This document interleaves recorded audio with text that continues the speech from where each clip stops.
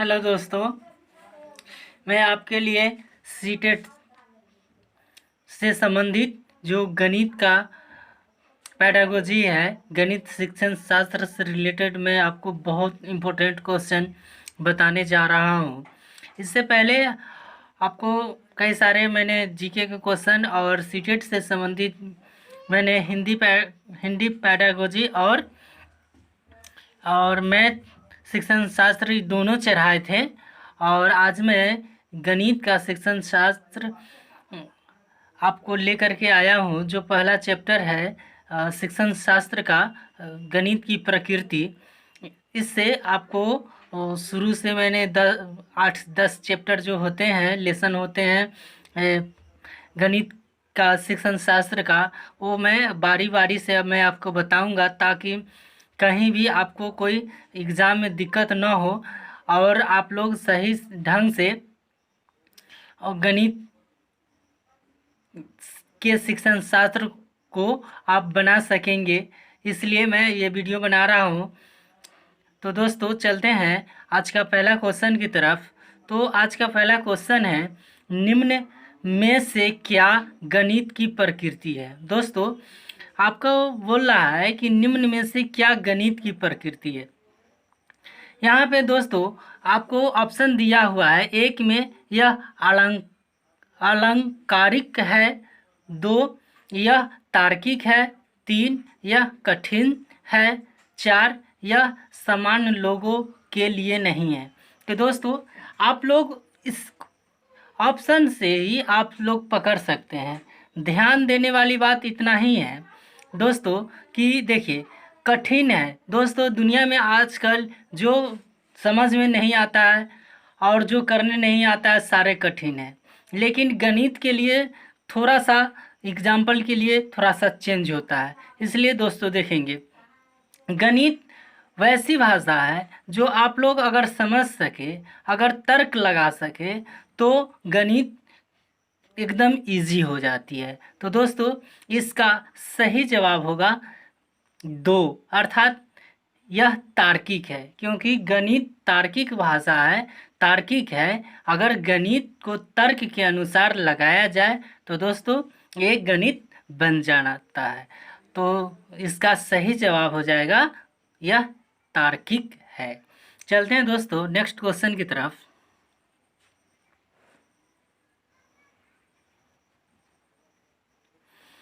Next question में कह रहा है, निम्न में से किसने कहा कि गणित वह विज्ञान है जिसमें आवश्यक निष्कर्ष निकाले जाते हैं। दोस्तों आपसे क्वेश्चन पूछा जा रहा है कि गणित वह विज्ञान है जिसे आवश्यक निष्कर्ष निकाले जाते हैं। तो दोस्तों ये बात सही है कि गणित में हम निष्कर्ष निकालते हैं कि ये सही या गलत है। ये पुरजोर हम कोशिश करते हैं कि ये उसका निष्कर्ष निकले कि इसका क्या चीज़ निकल के आता है।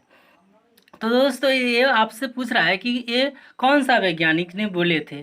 तो दोस्तों इसका ऑप्शन है 1 में हॉगवेन, 2 में है स्किनर, 3 में है लॉक, 4 में है बेंजामिन पेरिक। तो दोस्तों इसका सही जवाब है 4, बेंजामिन पेरिक है, जो ये बोले थे कि गणित वह विज्ञान है जिसमें आवश्यक निष्कर्ष निकाले जाते हैं। चलते हैं दोस्तों नेक्स्ट क्वेश्चन की तरफ। तो आज का तीसरा नंबर क्वेश्चन है। आज का तीसरा नंबर क्वेश्चन है दोस्तों, गणित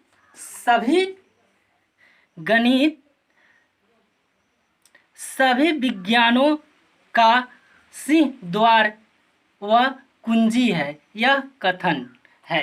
दोस्तों ये कहा जा, ये फिर से वैज्ञानिक के नाम पूछ रहा है और कह रहा है कि कौन सा वैज्ञानिक ये बताए थे कि गणित सारे विषयों का, सभी विज्ञानों का जो सिंह द्वार अर्थात कुंजी है, यह कथन किनका है। तो दोस्तों इसका ऑप्शन है, एक में है बेकन, दो में है ड्यूट ड्यूट, तीन में है स्किनर, चार में है कॉमेट। तो दोस्तों इसका सही जवाब है एक। बेकन ने ये बताए थे कि गणित सभी विज्ञानों का सिंह द्वार है।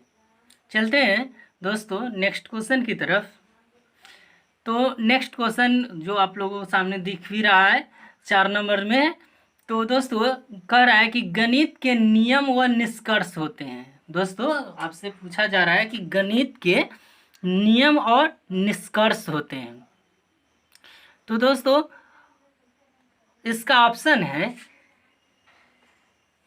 एक में है वस्तुनिष्ठ, दो में है सार्वभौमिक, तीन में है वस्तुनिष्ठ व सार्वभौमिक दोनों ही, और चार में है उपयुक्त में से कोई नहीं। इसका आप लोग जानते ही होंगे कि वस्तुनिष्ठ मतलब क्या होता है। तो दोस्तों ये वस्तुनिष्ठ मतलब होता है कि जैसे ऑब्जेक्टिव क्वेश्चन है, हम लोग जानते हैं ऑब्जेक्टिव जो बहुविकल्पीय है, और सार्वभौमिक मतलब सारे वो सब्जेक्टिव टाइप का होता है। तो आपसे पूछा रहा है कि गणित ऑब्जेक्टिव है या सब्जेक्टिव। तो यहाँ आपको नियम और निष्कर्ष होते हैं क्या चीज़ का। तो दोस्तों इसका सही जवाब है उपयुक्त में से कोई नहीं, क्योंकि गणित ऑब्जेक्टिव और सब्जेक्टिव होती नहीं है। क्योंकि गणित को सॉल्व किया जाता है, बनाया जाता है, और इसमें तर्क लगा करके बनाया जाता है, जो आपको पहला क्वेश्चन से ही आपको क्लियर किया गया था कि गणित क्या है, तो वो तार्किक है। तो दोस्तों इसमें है कि गणित के नियम और निष्कर्ष होते हैं। तो यहाँ सही जवाब हो जाएगा उपयुक्त में से कोई नहीं। चलते हैं दोस्तों नेक्स्ट क्वेश्चन की तरफ।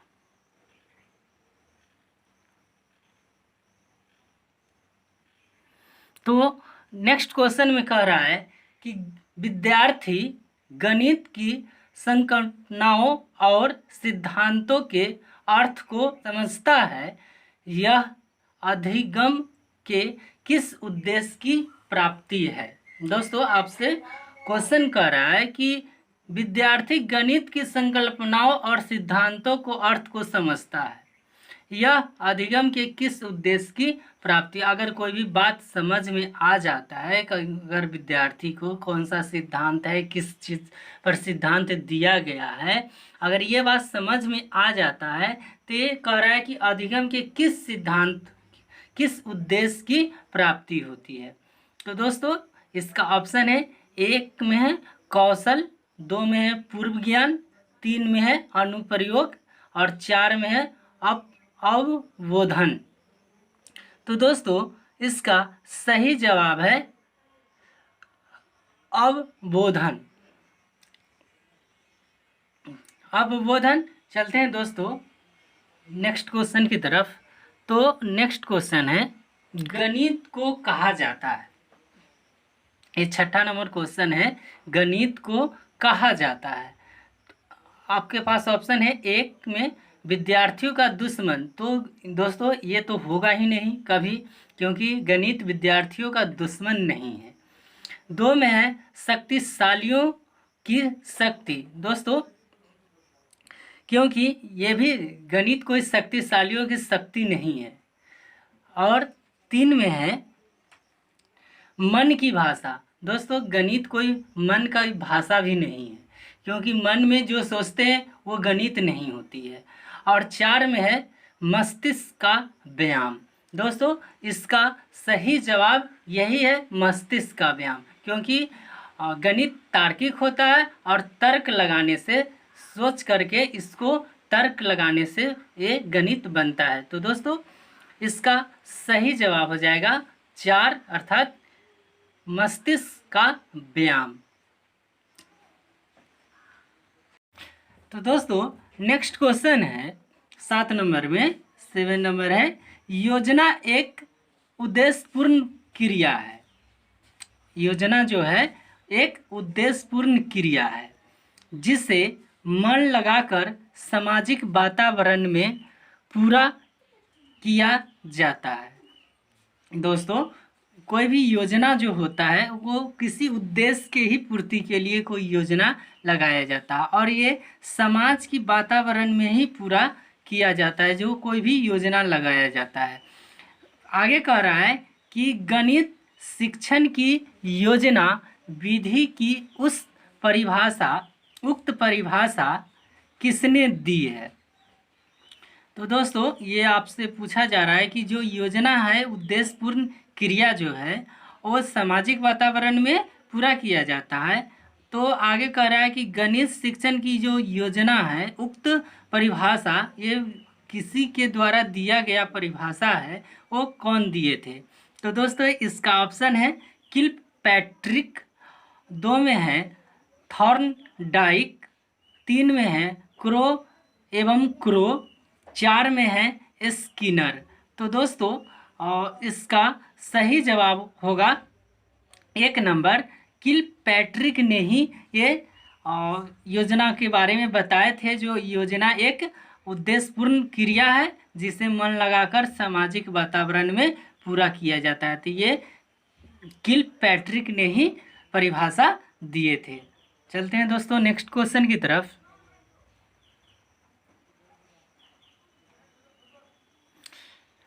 नेक्स्ट क्वेश्चन है दोस्तों,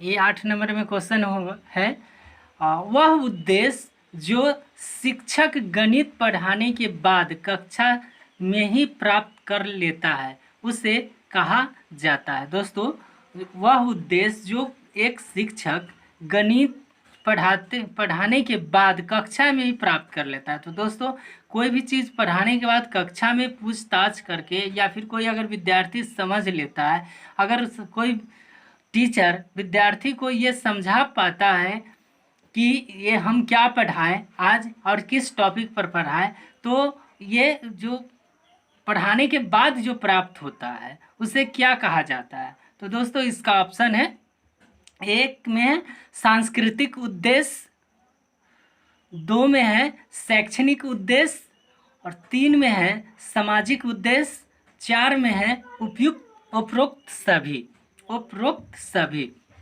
तो दोस्तों, कोई भी सांस्कृतिक कार्यक्रम होते हैं तो उसका सांस्कृतिक उद्देश्य होता है, इसलिए ये गणित से कोई रिलेटेड नहीं है, इसलिए पहला ऑप्शन गलत हो गया। दूसरा ऑप्शन देखिए, शैक्षणिक उद्देश्य, कोई भी गणित को क्रिया होती है जो एक उद्देश्य के तौर पर किया जाता है तो उसमें क्या होता है, एक शैक्षणिक उद्देश्य के तौर पर, क्योंकि शिक्षा से ये रिलेटेड है इसलिए शैक्षणिक उद्देश्य। सामाजिक उद्देश्य ये होगा ही नहीं, क्योंकि कोई भी समाज के कोई भी योजना या फिर कोई भी बातों को अगर पूरा किया जाता है किसी उद्देश्य के तरह तो ये सामाजिक उद्देश्य होता है। लेकिन यहाँ पे 1 और 3 गलत हो जाने के कारण 4 भी गलत है, क्योंकि उपयुक्त सभी इसमें है, उपयुक्त सभी है। तो इसलिए इसका सही जवाब दोस्तों हो जाएगा 2 नंबर। गणित को जो पढ़ाने के बाद प्राप्त किया जाता है तो वो शैक्षणिक उद्देश्य प्राप्त किए जाते हैं। चलते हैं दोस्तों नेक्स्ट क्वेश्चन की तरफ।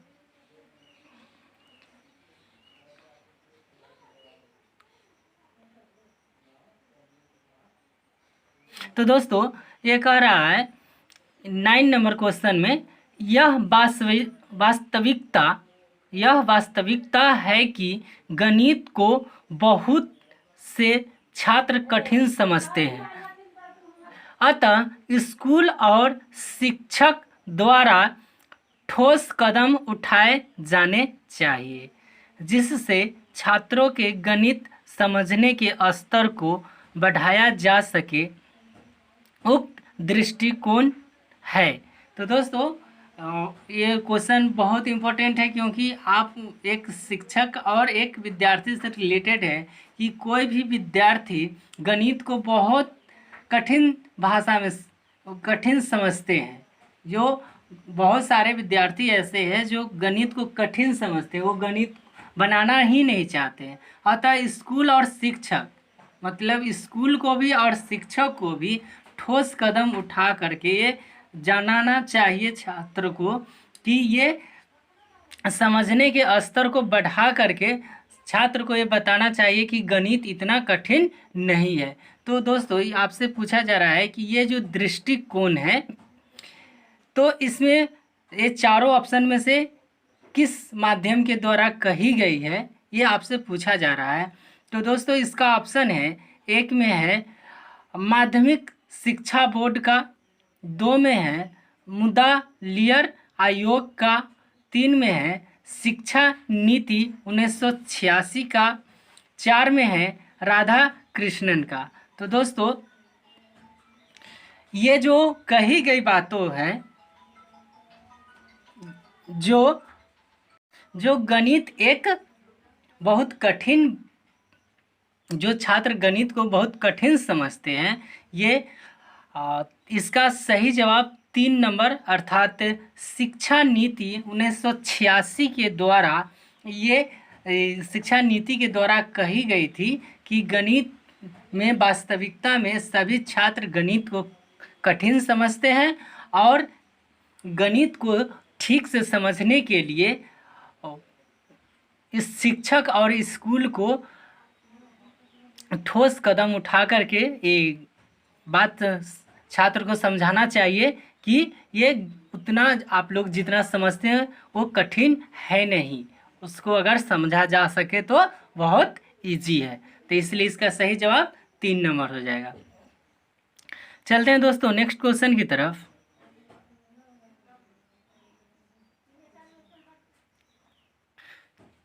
तो दोस्तों 10 नंबर में क्वेश्चन है कि गणित की प्रकृति एवं संरचना में निम्न विशेषता पाई जाती है। दोस्तों इससे पहले आपको पहला ही क्वेश्चन में बताया गया था कि प्रकृति मतलब तार्किक होता है, तर्क शास्त्र से रिलेटेड है, क्योंकि उसमें तर्क लगाया जाता है। दिमाग आप लगाइएगा तर्कशास्त्र में तो आपको उसको समझ में आएगा। तो ये कह रहा है कि तर्कशास्त्र के अनुसार यहाँ गणित की प्रकृति एवं संरचना में निम्न विशेषता पाई जाती है।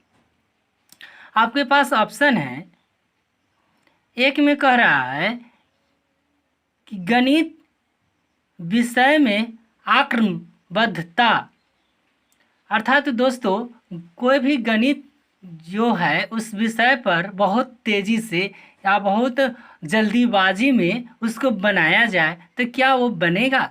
तो दोस्तों ऐसा कोई बात नहीं है। गणित को तर्क रूप से अगर बनाया जाए तब वो बनता है। ये बहुत तेज़ी से आक्रमण जैसे किसी पर किया जाता है, बहुत तेज़ी से उस तरह से अगर गणित पर किया जाए तो ये संभव नहीं है और ये बन नहीं पाता है। तो दोस्तों दूसरा में ऑप्शन में कह रहा है गणित की भाषा असांकेतिक है। दोस्तों गणित की भाषा सांकेतिक है क्योंकि गणित बहुत सारे ऐसे पॉइंट आते हैं, गणित में बिंदु आते हैं जो संकेत के रूप में वो बताते हैं, इसलिए ये ऑप्शन भी गलत हो जाएगा। और तीसरा में कह रहा है गणित एक रसहीन विषय है और चौथा में कह रहा है कि गणित एक मूर्त विषय है। तो दोस्तों गणित मूर्त विषय है नहीं, ठीक है दोस्तों, गणित एक अमूर्त विषय है, इसलिए दोस्तों इसमें होगा गणित एक रसहीन विषय है। गणित रसहीन विषय कहने का मतलब इसमें ज़्यादा कोई हंसी या दुख प्रकट करने वाली बात तो होती नहीं है और एक जनरल रूप से बनाए जाते हैं और दिमाग तार्किक लगा करके आपको बनाया जाता है, इसलिए इसका सही जवाब हो जाएगा गणित एक रसहीन विषय है। तो दोस्तों आज के लिए आपके लिए 10 ही क्वेश्चन रहेंगे। इसके नेक्स्ट वीडियो में आपको इसके बचे हुए क्वेश्चन जो आपका पहला लेसन है शिक्षण शास्त्र का गणित की प्रकृति, इससे हम आपको क्वेश्चन दे रहे हैं। जैसा आज का 10 ही क्वेश्चन रहेंगे। आप काफ़ी समय लंबा हो जाने के कारण, वीडियो लंबा हो जाने के कारण आपको आज 10 ही क्वेश्चन रहेंगे। इसके बचे हुए जो क्वेश्चन है, बहुत सारे क्वेश्चन गणित की प्रकृति से आते हैं। इसके आपको प्रीवियस क्वेश्चन भी दिए जाएंगे जो इस वीडियो के माध्यम से, जो इससे पहले आपको बहुत सारे गणित की प्रकृति से कैसे क्वेश्चन दिए गए थे। आपको नेक्स्ट वीडियो आप लोग ज़रूर देखिएगा, उसमें हम आपको बताएंगे कि कि आपको बहुत सारे जो वीडियो ये पिछले साल या फिर उससे के पिछले साल कैसे भी गणित की प्रकृति से आपको क्वेश्चन दिए गए थे, वो सारे वीडियो इस नेक्स्ट वाले वीडियो में आपको दिखाए जाएंगे। इसलिए दोस्तों इस वीडियो को सब्सक्राइब कर दीजिए ताकि नेक्स्ट वीडियो जैसे ही आपको मैं बनाऊँ सबसे पहले आप तक पहुंच सके।